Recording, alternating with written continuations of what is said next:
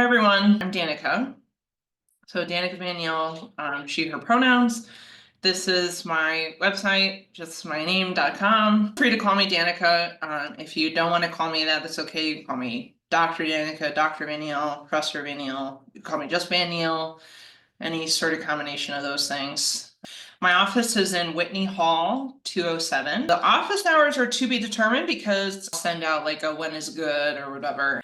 This is my email, D, then my last name at binghamton.edu. So how to get here from my website, because usually you're at the home, right? And it's got all this fun stuff about me or whatever. You go to teaching, math 330, and boom, you're here. Okay, so here's a link to the videos. And then here's a link to the syllabus. Here's our tentative schedule. I say tentative because, sometimes weird things happen. Like I know last semester we had a snow day. And so here you'll notice I have like all the YouTube videos linked. And then I talk about like when homeworks are assigned and stuff. These videos were made when I was a graduate student at Michigan State University. So sometimes I might reference like MSU or 299. That's what this class is called there. But I still like the videos. I still like the content that's covered. Let's talk about the speed of the class. That's something I always like to warn students about is in the beginning, we sort of go kind of slow. Meaning like we have like some more simple topics. Please do not confuse simple with easy. Those are not the same, right? So more simple topics, and we really take our time with them. Like here we see we get 2 days for this topic, and that may happen with others because these 3 topics are kind of all overlapped a bit. And then by the end, we're like learning really complex topics and really fast. And maybe that sounds backwards at first glance, but you will become so much better at learning by the end of this class. Like it really is amazing. I love teaching this class. I mean, I love teaching all my classes, but especially with this one, just the growth that I tend to see in my students is really amazing. I always try to encourage the students to like, maybe write a little journal entry or something for themselves and like so that they can remember back to their first few days, like we're going to be learning about statements and sets, and it's totally understandable if this is hard. This is a hard class, and like all these topics are hard in their own specific ways, right? So so then by the end of the class, you're going to look back at that and you're going to be like, oh my gosh, I have such a great handle on those topics now. Now those topics feel like, dare I say, easy to me, whereas back on day 1, it was like strange to me. But yeah, it's just really awesome to see people's growth. And you really will be so much faster at learning, so much faster at like processing things. That's why this class is not only extremely useful if you're going to continue to take proof-based classes, right? So in your analysis class or in your algebra class, you'll need to know how to do proofs, how to do an implication, what the negation of an implication is, how to do a contradiction, All these words probably sound very strange now, but you will need to use these in your future classes. But even outside of that, right? Even outside of this, you're learning critical thinking. You're learning how to learn better. And this can be helpful in so many ways. In, I would argue, any profession, to be able to take this abstract stuff and like synthesize it in a real world way, right? So I don't know. I love math. I love this class. Yes, so this class will be hard, but we're going to do it together. And that's part of why I wanted to do it in this flipped way, where before class you watch these videos. And I'm not saying that you need to understand every single thing in the video, but I want y'all to at least try. If I'm encouraging you in the video to pause the video and like try this on your own, I would really love it if y'all did do that. And really try to learn it on your own, because then by the time you come to class and y'all are asking questions and maybe I'm going over an example or two, you will have already started processing and synthesizing this stuff. And so now this is not just your first time seeing it, right? Because I will be teaching the class as if you have seen the videos, okay? And you can always ask questions. If you're like, Danica, I watched the contradiction video and I'm still really struggling with just what this means. We can then in class go over like the actual definition of something, or like, multiple examples or something like this. That's totally fine. I'm gonna go on a whole rant later about how badly I want y'all to ask questions. But then in class, we can do a lot of group work. Okay, because to me, I think probably one of the best ways to really like hone in on math and like really start to really understand what's happening, really get these topics, really like, I keep using the word synthesize, but I can't think of a better word, like ingrain them in you, is to do practice and to watch people do things. And that's part of the reason why I want y'all to do group work. So I don't want y'all to compare yourselves to each other, because everybody just does things differently, right? Everybody learns differently. Everybody has their own skills and their own things that they're good at. And that's like one of the most beautiful things about life, to me, at least, it's like we all have our own specific strengths and weaknesses. In this course, a lot of the topics that we'll learn can be sort of like grouped into like algebraic stuff or analytic stuff, like analysis or algebra. These are not the only two fields in math, but they're usually a jumping point, that like new mathematicians, we have them learn these things first, because a lot of stuff builds on top of that. And so for me, I was not very good at the analysis stuff. It was so hard for me to understand. And like, it just didn't make a whole lot of sense to me. Whereas the algebra stuff felt intuitive, and I really enjoyed learning about the algebraic stuff. But one of my friends who I worked with, she was the opposite, right? The analysis stuff came fairly easy to her. And the algebra stuff, she was like, what are we talking about? So, but that's what made our collaboration so wonderful, was, instead of comparing ourselves to be like, why can't I be more like her? She understands this stuff, like blah, blah, blah, blah. Instead, we were like, okay, this is how I'm understanding the algebra stuff, blah, blah, blah, blah, blah. Can you explain to me how you understand the analysis stuff, blah, blah, blah, blah, blah, blah. Right? So please try not to compare yourself. I know it's a lot easier said than done, but try not to compare yourself, and just remember, like, we're each good at our own things. Like maybe person A is helping you more so with this topic, but then a later on topic, you're going to understand that one better than person A, and then you're going to be helping them, right? I want it to be more of a collaborative, like a rising tide raises all ships type of thing, right? Instead of like a comparison thing. And in general, math is a team sport. I think a lot of people are surprised by this. I know I was surprised by this when I first learned this, because usually how they picture a mathematician is like some old white guy, like in a corner, like, scribbling or something, which sometimes it is, but it actually looks like all kinds of different stuff, right? Anybody can do mathematics, in my opinion. And also we tend to work together, and it's because of this thing that we're talking about like, different people have their own strengths and stuff. Like in my collaborations with other people, I'm good at this thing and then they're good at this thing. And then we like sort of edit each other and like see, and I don't know, we just bring our own strengths to each project. It's really wonderful. And for me, a very social person, it's a lot of fun. So I'm going to ask everybody to be aware of the words that they use during group work, because I don't want anyone to feel like they can't ask questions, right? Or that their learning is being hindered by the way that people are talking. Okay, so of course we're going to use respectful language and stuff. I don't think we'll have any problems with that, hopefully. But also like, so for example, very innocent thing, right, is to be self-deprecating, to be like, oh my gosh, I'm such an idiot. How did I not understand that? Right? But there may be other people in your group or in the class that didn't understand it either.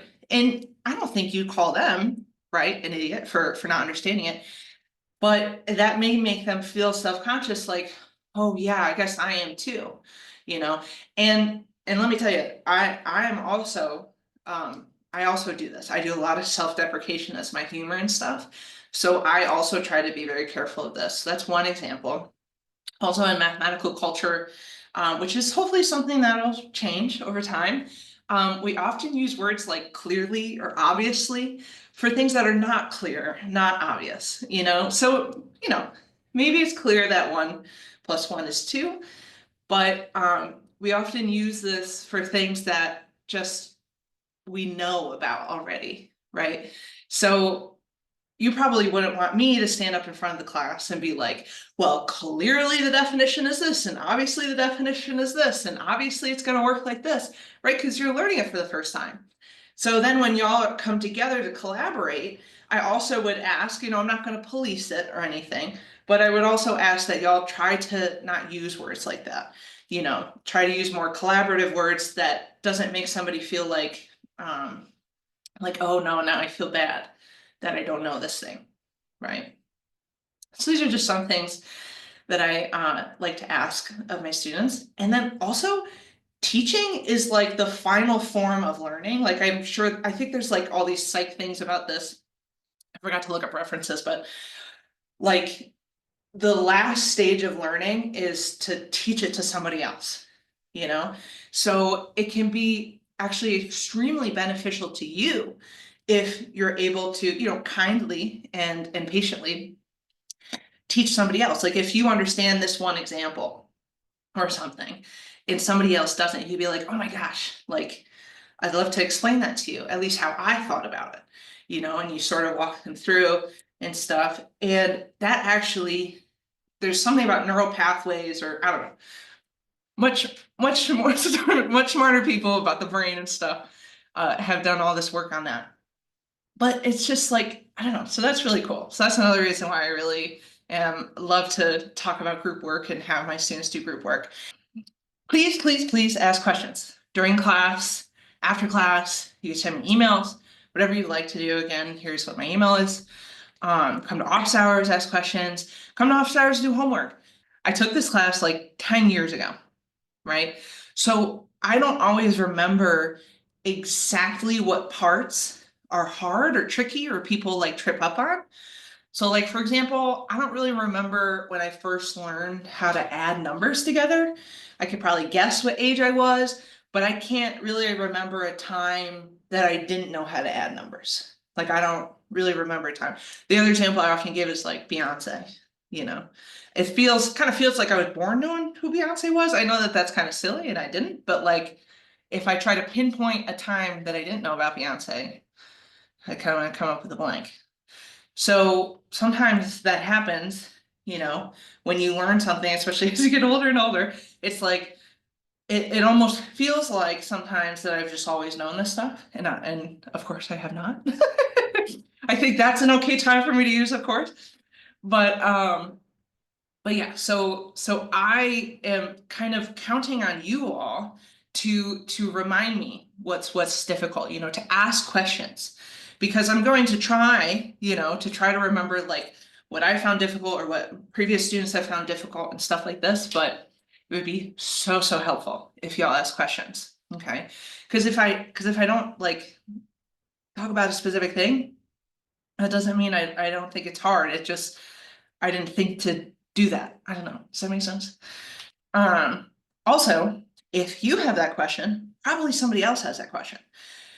In fact, like I always like to tell this story. This has happened to me multiple times where I'm in class and I think I'm understanding a subject, and I'm like, okay, I'm taking my notes and I'm like, okay, I think I'm following this. I think I'm following this. And then somebody asks a question and the teacher starts answering and I'm like, I was not understanding this apparently because I don't even understand what that question was. And now I don't understand what they're answering. So that helped me because I can't remember who it was, but somebody said true knowledge is like knowing what you don't know or something. So that can also be helpful, right? So asking questions because somebody else might have that question, somebody else may not even realize that they have that question. Or sometimes it's like, sometimes I'm like, I have a question, but I don't know how to word it. Right? And you can raise your hand and say that, but I think a lot of people maybe don't even feel comfortable raising their hand when they have a question like that, when they're like, I don't even know how to really verbalize my question. So if you know, if you're like, oh, I'm stuck on this, or oh, I can't really understand this, please, please, please, please ask. And so this is also why I want us to build like a collaborative workspace together, is so that we don't feel afraid to ask questions and stuff. Let's talk about the setup of class. So if I click on this syllabus here, y'all can read this in your own time. If you have a letter from SSD, please let me know as soon as possible. And then I request that we have a one-on-one meeting so that we can figure out like the best way to implement your letter and stuff. So yeah, if you could just let me know as soon as possible, that would be wonderful. Okay, so I'm calling them PDQs. I don't know. So it's meant to test your understanding of the material. So I ask that you don't use your notes, don't look up answers, and I also ask that you don't work with somebody else while you're doing your PDQs. Participation and attendance. So I will be taking attendance every day. And more than that, I will also be giving you like a point system of your participation. So like if you don't come, 0.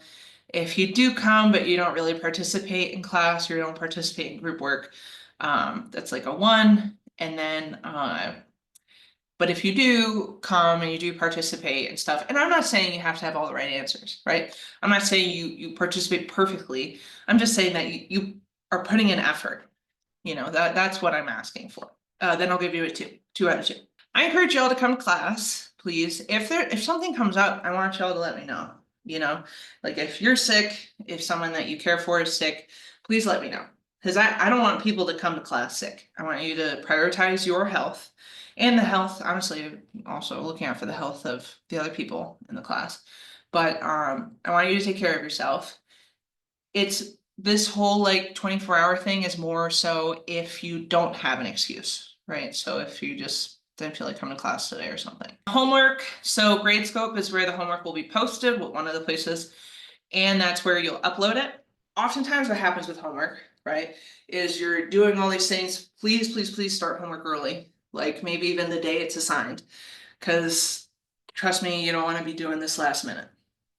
That's not going to be fun for anybody, right? If you're stuck on number 1, you can start number 2. See if number 1 gives you less trouble tomorrow or after a nap or something, I don't know. Please rewrite your solutions, right? So you're working on it over days and days, right? And like you've got all these scribbles and you got this like note and then you got the other stuff that you crossed out or something.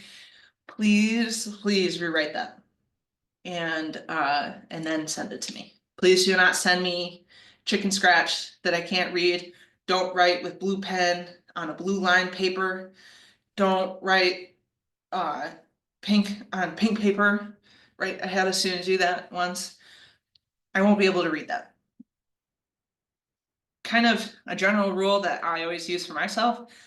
You always, and I like to pass this on, you always want to make it as easy as possible for the person who's trying to give you points to give you points, right? I'm rooting for everybody, right? I'm rooting for you all. You can also LaTeX them, right? You can handwrite them and then LaTeX them and send them in. So late homework will not be accepted, but you can do corrections. There are 3 exams. Additional help, please come to office hours. You can also email me your availability, and then I'll pick from those times for us to meet. If you can't meet during office hours or you want to guarantee that you're going to have a one-on-one meeting, because maybe you want to talk about your grades or something. There's free tutoring services offered by the university, which includes tutoring for Math 330. There's also other ones. So if you want tutoring for our other classes. Here's my advice for studying math. You can also, I know that when y'all leave my classroom, you're not walking on cotton candy clouds and candy brick roads or whatever. So the counseling center, the care team, they can also be extremely helpful for like other situations that are going on in your life. And honestly, at least for my counselor, like I learned a lot about like studying and stuff. Please don't use ChatGPT or any other kind of AI. If you want to use it for grammar or something like that, that's okay. part of the reason why I encourage you not to, not only is it against like the academic codes and stuff, but it's usually wrong. Okay, and we'll actually do an exercise with this, you know, looking at ChatGPT and stuff. My understanding of ChatGPT is that it's just predicting what the next word should be. So like if you ask it to prove that 2 + 2 = 5 or something, I think sometimes, maybe not every time you punch that in, but sometimes it will try to come up with a proof for you. All right, so that's just my warning. If you want to use it for grammar or something, I'm not against that. That's okay. Or if you're trying to clean up some of your code for LaTeX, that's okay. Academic honesty, accommodations, this is straight from that center, this quote. But yeah, let me know if you have any questions. I look forward to meeting y'all. I hope y'all had a wonderful winter break and a happy new year and all that. I think that's everything I want. Oh, watch the videos early too. That would be another suggestion that I have is you know, be watching the videos early and often. I'm not paid for it. I know sometimes they have ads, but I'm not getting paid for any of that.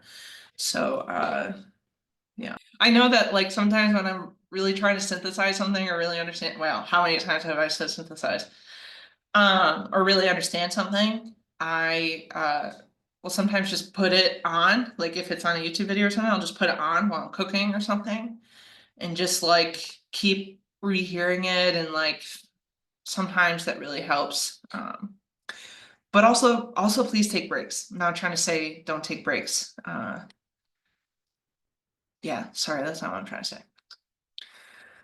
Here's some LaTeX stuff. I need to make new videos because those videos are I like my videos for this class, but my videos for LaTeX, not the best. RFAM is like this really awesome thing. They host workshops and all kinds of stuff for undergrads. This is my studying advice. Um, REUs are awesome. You can do REUs for other things, not just math, like chemistry. I think even humanities and stuff. Like you could do a lot of stuff. Oh, sorry, REU. What does that stand for? Research experiences for undergraduates, and usually they're paid opportunities. They're really cool. What is graduate school? I remember I thought I had to go into debt to go to graduate school. For math, at least, that is not the case for math PhD. If they don't pay you, don't go. And then how to decide which graduate school. This is just advice, though, of course. And then this was when I was at MSU. And there's just other things. There's like all these different programs that uplift and there's like another word that I want to say, support and uplift like different groups of mathematicians that are maybe historically underrepresented. And the indigenous mathematicians, they have a podcast, which I think is really cool. I think that's literally what this community is called. Yeah. And then here are some resources from Binghamton. Their DEI initiatives, I would definitely look into that. They have a GRE fee waiver. And if you're looking into graduate school of any kind, the GREs are pretty expensive, so that seems pretty cool. Anyway, yeah, I look forward to meeting y'all.